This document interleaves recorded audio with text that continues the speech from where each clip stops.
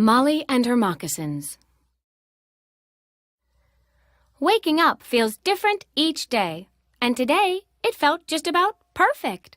As I began to wake up, I listened to the birds chirping outside my window and felt the warm morning sun flickering on my face until, without opening my eyes or lifting my head from the pillow, I swung my arm out and patted the dog on the head.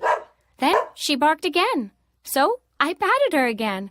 Suddenly, the covers were pulled off me, and I sat up startled. The dog had pulled the covers off. She'd never done that before. I giggled a little, then stretched and yawned. When I opened my eyes again, the dog was right in front of me with something in her mouth. I rubbed my eyes and looked a little more closely. It seemed to be a pair of shoes I had never seen before. The dog placed them gently on the floor and looked up at me.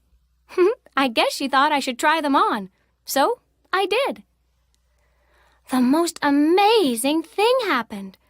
Not only did they fit me perfectly, but also my toes began tingling. They tingled so much I began dancing and leaping around my room. What kind of magical shoes are these, I wondered. I hopped into my clothes and flew down the stairs. I had to get to the bottom of the mysterious new shoes. As I raced into the kitchen, I stopped in my tracks when I saw my mother dancing with a colorful stick. And was it raining outside? It sounded like it, but it had been so sunny moments ago. My mother invited me to dance with her. It was really fun. We shook the colorful stick and danced up a storm. As my mother flipped the stick upside down, I heard more rain. Is it raining? I asked, rather confused. No, sweet pea, it's not raining. This is a rain stick, my mother explained. Rain sticks make a sound just like rain, and a long time ago, people used to dance with them to try to get rain from the skies. I was fascinated. First, a new pair of shoes, and now a rain stick? Where did it come from? And wait, look at these, I said as I danced in my fabulous new shoes. My mother laughed and said something I did not expect. If you wish to find out where these new things have come from, I think you have a mystery to solve. I bet if you searched around a bit, you might find some more clues. I gave my mother a quick kiss good morning, and I was off. Off to where? I wasn't sure. As I passed by my father's thinking room, most people would call it an office, but he calls it his thinking room. I noticed my father was on his desk, not at it, on it. His eyes were closed, so I tiptoed in to get a better look. What was that thing on his head? It seemed to be a bunch of colorful feathers. As I was checking it out, one of his eyes opened. Then he opened the other one and said, "Good morning, Miss Molly. Would you like to join me?" "Join you? But what are you doing?" I asked in awe.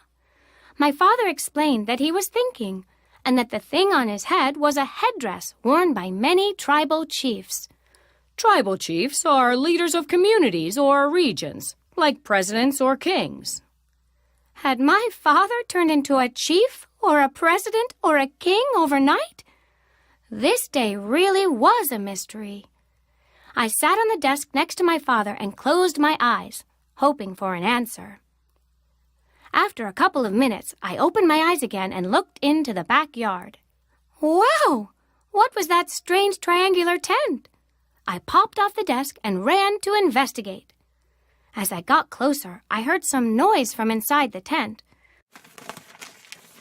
I slowly peeked in and saw a man's back. His head was down and he was writing quickly. Then it hit me. "Uncle Marcus!" I exclaimed with surprise. I gave my favorite uncle a big bear hug. "I knew you would find me," he responded in his big booming voice. I should have known my uncle had something to do with all the mysterious things I had seen this morning. He is always surprising us with interesting gifts from his travels as an investigative journalist. "So how do you like your moccasins?" he asked. "Moccasins? So that's what they are. Oh, they're terrific, and they even make my toes tingle," I declared with delight. My uncle laughed as he began to tell me about his latest adventure. On the other side of some desert lands, there is a mountain range where an ancient people still live as they did hundreds of years ago. He said he lived among these people for many weeks to learn about their culture. When I told the old chief about you and your mother and father, he told me to visit him just before I left.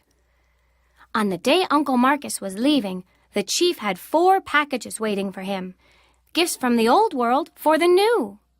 The first was the teepee we were sitting in. The great chief said it was so Uncle Marcus would always have a space to write in, no matter where he was.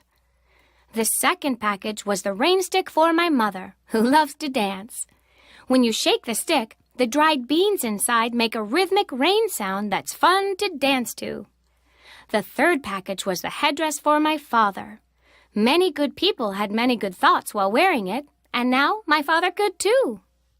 The last package was for me, the moccasins. The chief made them especially for you. How do they make you feel? My uncle asked. I responded almost without thinking. I feel ready. Exactly, Molly. You are indeed ready. Ready to begin leading your own life of adventures, my uncle said as he gave me another big bear hug. I listened carefully as my uncle continued. He told me the great chief also said that the moccasins were to remind me of 2 very important old philosophies that are still important today. The first was that life's an everyday adventure, meaning that the opportunity to learn or do something was always around me, each and every day. The second was that a curious mind is never bored. So, if I let my curiosity lead me and my imagination soar, I would never, ever be bored. Thankfully, my parents must have known we were hungry, and they arrived with a huge picnic. We ate, laughed, and told many more stories until the sun went down. Uncle Marcus's visits and stories were always fantastic, but today was different. I knew from that day on I would wear my special toe-tingling moccasins, let my curiosity lead me, and let my imagination soar. I also knew I would greet each day with my new, old philosophy. Life's an everyday adventure. I was no longer just Molly. I was now Molly Moccasins, everyday adventurer.